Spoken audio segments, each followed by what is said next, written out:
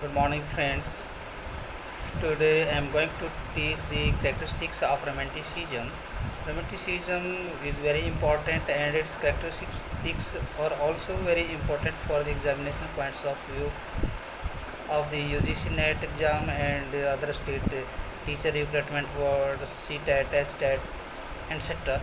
So let us start the main topics of the characteristics of romanticism. According to Hurley Henry, the main characteristics of romanticism are: romanticism turned away from the 18th century emphasis on reason and artifice. Romanticism 18th century के reason से and artifice और उसकी बनावटीपन से turn करने लगा, यानी कि जो 18th सेंचुरी में रीजन है और उसकी जो कारण है, हर बात के ऊपर तर्क है, उसे हटकर उससे विपरीत होने लगा, तो उससे मुंह मोड़ लिया, यानी कि उससे मुड़ गया। इंस्टेड रोमांटिक्स इम्फेसाइज्ड और इम्प्रेस्ड इमेजिनेशन, इसके विपरीत रोमांटिक्स ने इमेजिनेशन से एंड नेचुरलनेस की ओर इम्फेसाइज्ड किया और उसको प्रभावित किया, एंड इम्ब्रेस्ड और उसकी ओर रुझान किया।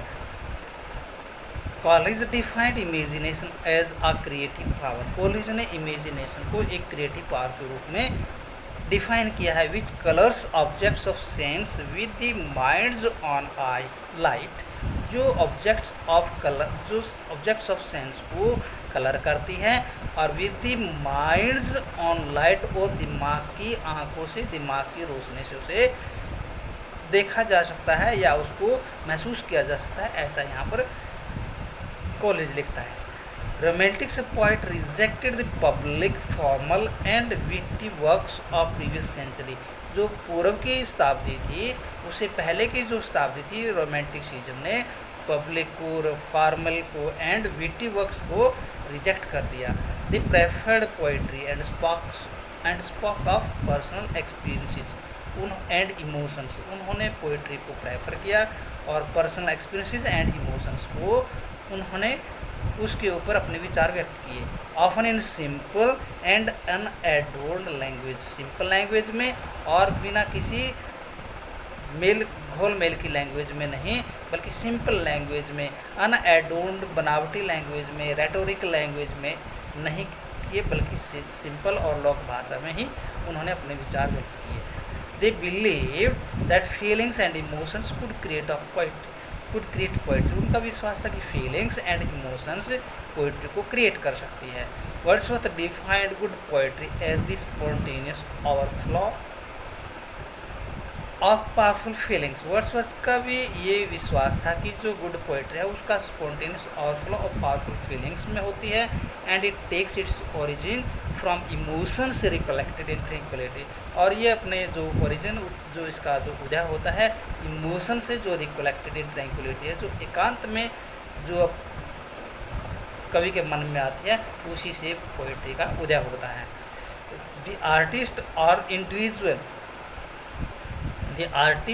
और individual self gained primacy in this period, इस पीरियड में आर्टिस्ट ने और जो इंडिविजुअल यानी कि व्यक्तित्व ने अपनी प्राइमेसी को, अपनी प्रमुखता को प्राप्त किया, अपना महत्व प्राप्त किया।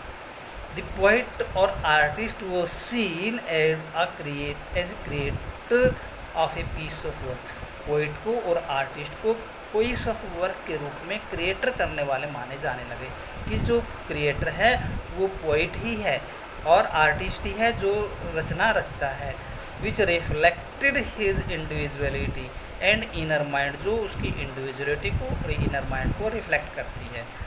Many romantics turned to a past और इनर ड्रीम वर्ल्ड, कुछ रोमांटिक्स तो पास्ट की ओर रुख करने लगे, यानी कि भूतकाल की यादों को संजोने लगे, उसको जो बीते हुए समय के बारे में अपने विचार व्यक्त करने लगे। इनर ड्रीम और वर्ल्ड, और वो सपनों में ही होने लगे। That they felt was more picturesque and magical, और वो जो महसूस करते थे वो मोर पिक्चरेस्क एंड मैजिकल था।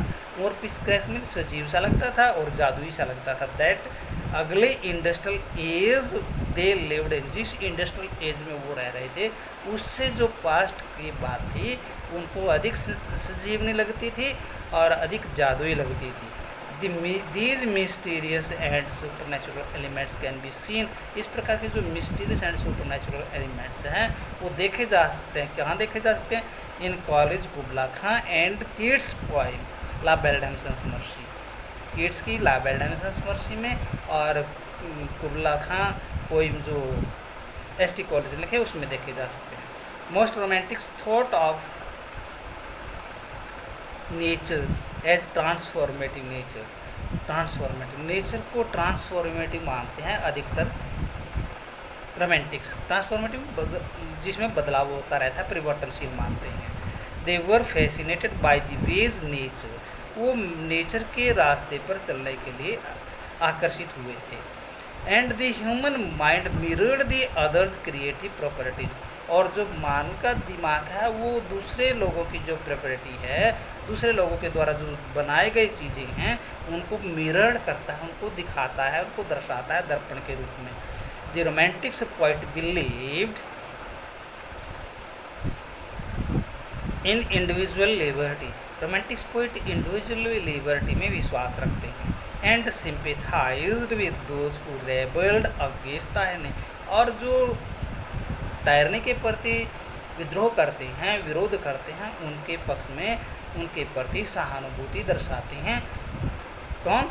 Romantic poet. They used lyrics as the form best suited to expression of feelings, वो एक्सप्रेशन ऑफ फीलिंग्स के लिए, सेल्फ रेवलेशन के लिए एंड इमेजिनेशन के लिए लिरिक्स को यूज करते हैं। लिरिक्स में गीतों के रूप में, कहानी के रूप में, कविताओं के रूप में दर्शाते हैं। तो इस प्रकार से ये बहुत ही वेरी इंपॉर्टेंट टॉपिक है यूजीसी नेट एग्ज़ाम के लिए, सीटेट स्टेट एग्ज़ाम के लिए। तो आप इसे ध्यान से पढ़ेंगे, और यदि आपको ये अच्छा लगा है तो लाइक करेंगे और चैनल को सब्सक्राइब करेंगे। Thank you, have a nice day.